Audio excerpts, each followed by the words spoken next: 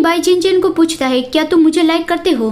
By towel नीचे रखता है, उसके करीब आता है, उसके फेस पर कैरेस करता है और कहता है तुम्हें क्या लगता है, और वो उसे किस करता है। फिर वो उसे पूछता है कि तुम गु फैमिली में खुश नहीं हो है ना, क्या तुम मेरे पास आना चाहते हो।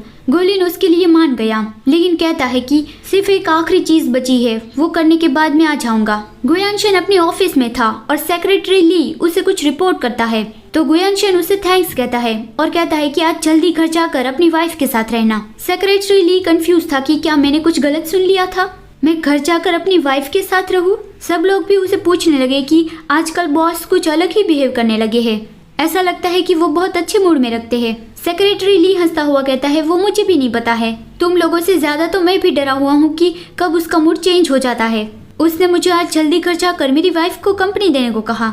गुयानशन को ये पता चल गया था कि उसकी कंपनी में कौन ट्रेटर है, लेकिन वो अभी ही उसे अलर्ट नहीं करना चाहता, वो उसे रंगे हाथों पकड़ना चाहता है। ये इन्फॉर्मेशन उसे जो युआनफेंग ने दी थी। गुयानशन फिर उसे पूछता है कि तुम किसके साथ हो। जो युआनफेंग कहता है ये मेरा पर्सनल मैटर है, यही बेहतर रहेगा कि तुम कंपनी बिजनेस में ध्यान दो, और वो उससे गुड लक विश करके फोन रख देता है। गुयानशन सोचता है तुम किसी से प्यार तो नहीं करते हो ना, लेकिन मुझे याद है उसे तांग लुन शुआन पे क्रश था, तो क्या ऐसा हो सकता है कि वो भी तांग लुन शुआन के साथ हो, और वो तो अभी मिसिंग है।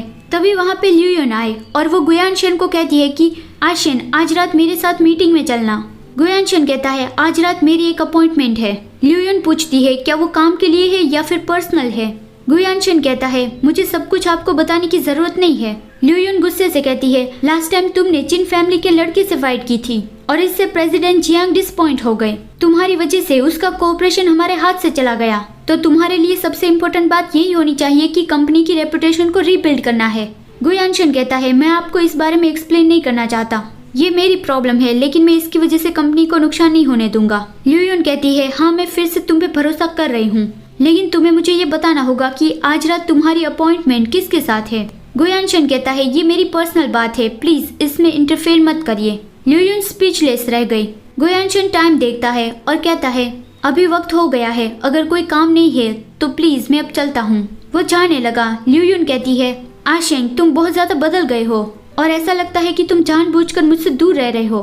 गुयानशन कहता है आप मेरे बारे में चिंता नहीं करती हो तो मैंने कुछ डिफरेंट फील नहीं किया, और आप मुझ पे बहुत ज्यादा कंट्रोल भी रखती हो, इसके बारे में मैंने कभी शिकायत भी नहीं की, लेकिन मैं सिर्फ आपका बेटा ही नहीं एक इंडिपेंडेंट पर्सन भी हूँ।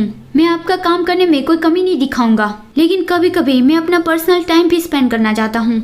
और ऐसा कहकर वो चला गया।